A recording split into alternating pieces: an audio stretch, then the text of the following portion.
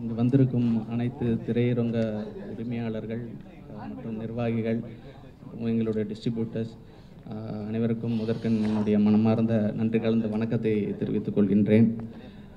2.0 இது மிக பிரம்மாண்டமான முறையில் இப்போது தயாரிக்கப்பட்டு வந்து கொண்டிருக்கின்றது.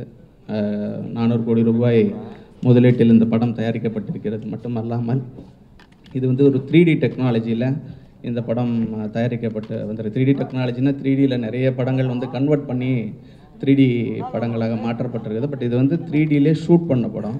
அது மட்டும் இல்லாமல் சவுண்ட் டிசைனிங்கில் நிறைய புதுமுறைகள் உட்படுத்தப்பட்டிருக்கு. ஆஸ்கர் வின்னர் ரசூல் பூக்குட்டி அவர்கள் அந்த வேலைகளை செய்து கொண்டிருக்கின்றார்.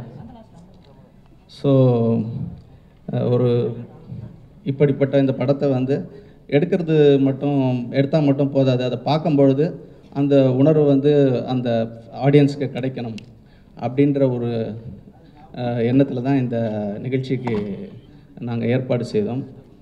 இந்த சென்ஸ் என்னென்னா, நிறைய தேட்டர்கள் அதுக்கு அந்த ஃபெசிலிட்டியை மக்கள்கிட்ட கொண்டு போய் சேர்க்கணுன்னா தேட்டர்ஸ் அப்கிரேட் ஆகும். அது சவுண்ட் டிசைனிங்லேயும் சரி, இல்லை 3D டெக்னாலஜிலையும் சரி, டிஜிட்டல் முறையிலையும் சரி. ஸோ அதுக்காக தான் இந்த நிகழ்ச்சியை நாங்கள் ஒரு 15 நாளுக்கு முன்னாடி பிளான் பண்ணி சாதாரணமான இருக்கக்கூடிய ஒரு சூழ்நிலையில் பண்ணோம். பட் இப்போ ஒரு அசாதாரணமான சூழ்நிலை உருவாயிடுச்சு. சரி, இந்த சூழ்நிலையில் இதை நடத்தலாமா வேண்டாமா அப்படின்னு திங்க் பண்ணிகிட்டு இருக்கும்பொழுது நிறைய திரையரங்க உரிமையாளர்கள் வந்துட்டாங்க இங்கே. ஸோ அவங்கள திருப்பி அப்ரப்டாக இது வேண்டாம், இதை கேன்சல் பண்ணிவிட்டு அடுத்த வாட்டி பண்ணலாம் அப்படின்னு சொல்ல விரும்பலை. ஸோ அந்த நிர்பந்தத்தில் இதை இன்றைக்கே பிளான் பண்ண மாதிரி நடத்தி முடித்து விடுவோம். அது மட்டும் இல்லை, இந்த நிகழ்ச்சி நாங்கள் தமிழ்நாடு மட்டும் இல்லாமல் இந்தியா முழுவதையும் இந்த அவேர்னஸ் ப்ரோக்ராம் எல்லா ஸ்டேட்லேயும் நடத்தலான்னு முடிவு பண்ணியிருக்க காரணத்தினால இது இப்போவே ஸ்டார்ட் வித் தமிழ்நாட்டில் ஸ்டார்ட் பண்ணிவிடுவோம் அப்படின்னு முடிவு பண்ணி இந்த நிகழ்ச்சிக்கு நாங்கள் ஏற்பாடு பண்ணோம். அதற்கு முன்பாக அந்த ஜிஎஸ்டி ஒரு நாடு ஒரு வரி அப்படின்ற ஒரு இதில் ஆரம்பிக்கப்பட்டது. பட் திடீர்னு லாஸ்ட் மினிட்ல நம்ம கவர்மெண்ட் அடிஷ்னலாக ஒரு என்டர்டெயின்மெண்ட் டேக்ஸை போட்டுட்டாங்க. ஸோ இப்போது as a production house Lyca பார்த்தீங்கன்னா நாங்கள் 2.0 ரஜினி சார் வச்சு சங்கர் சார் டைரக்ஷனில் பண்ணிகிட்ருக்கோம். கமல் சார் வச்சு சபாஷ் நாயுடு, திரு தனுஷ் அவர்களை வச்சு வட சென்னை, அப்புறம் திரு வடிவேல் அவரோட நடிப்பில் இம்சேரசன் 23ஆம் புலிகேசி பார்ட் 2, அப்புறம் திரு உதயநிதி ஸ்டாலின் அவர் நடிப்பில் இப்படை வெல்லும், அப்புறம் அந்த சாய் பல்லவி நடிக்கும் ஏஎல் விஜய் இயக்கத்தில் கரு, இது போன்ற பல படங்கள் பண்ணிகிட்ருக்குறோம். அது இல்லாமல் இன்னும் ஒரு 4-5 படங்கள் ப்ராசஸில் இருக்குது.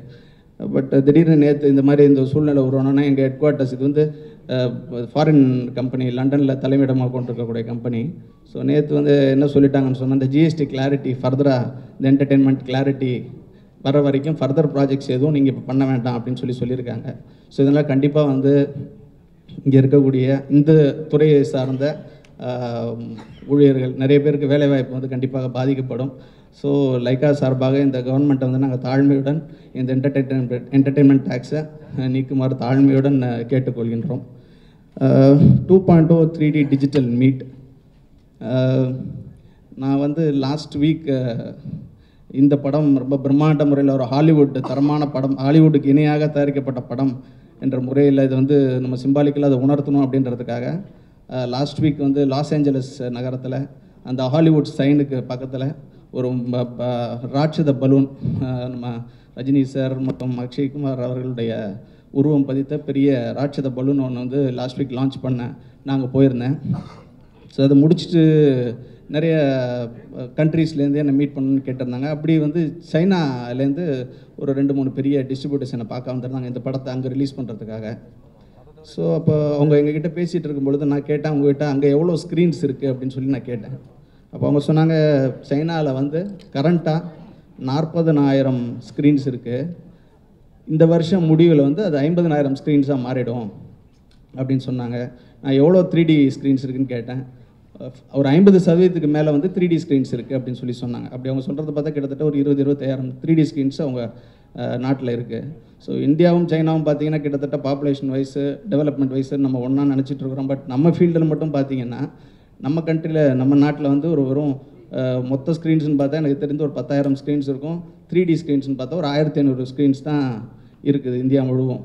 ஸோ இப்போ கஷ்டப்பட்டு 3D படங்கள் எடுத்தால் கூட அதை பார்க்குறதுக்கான வாய்ப்புகள் 3Dயில் பார்க்குறதுக்கான வாய்ப்புகள் தியேட்டர் வந்து மாறணும். ஸோ அதை கருத்தில் கொண்டு தான் நம்மளும் அந்த மாதிரி ஒரு முன்னேற்ற பாதையில் போகணும், இந்த ஃபீல்டை கொண்டு போகணும் அப்படின்னு சொல்லி ஒரு பெரிய ரெவல்யூஷன் மாதிரி இதை க்ரியேட் பண்ணணும் அப்படின்ற எண்ணத்தில் தான் லைக்கா நிறுவனம் வந்து இந்த 2.0 3D டிஜிட்டல் மீட்டை வந்து நடத்துகிறோம்.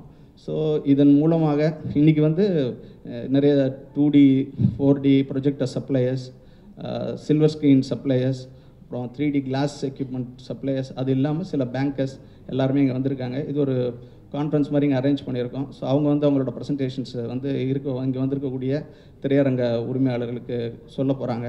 ஸோ அவங்களுக்கு வந்து எந்த கன்வர்ஷன் சினிமாலேருந்து மாறணுமா இல்லைன்னா 2Dலேருந்து மாறணும்னா எவ்வளோ செலவு, அதை வந்து எவ்வளோ குயிக்காக ரெக்கூப் பண்ணலாம் அப்படின்ற அரித்மெட்டிக்ஸும் அவங்க சொல்ல போகிறாங்க. ஸோ இது ஒரு பெரிய அவேர்னஸ் ப்ரோக்ராமாக இருக்கும். இந்த நிகழ்வின் மூலமாக அட்லீஸ்ட் எத்தனை ஸ்க்ரீன் மாறப்போதோ தெரியல, ஒரு 10 ஸ்க்ரீன் குறைஞ்சபட்சம் மாறினா கூட இந்த நிகழ்வு கிடைத்த வெற்றியாக லைக்கா நிறுவனம் கருதுகிறது. வந்த அனைவருக்கும் என் மனமார்ந்த நன்றியை தெரிவித்து விடைபெறுகிறேன். நன்றி, வணக்கம்.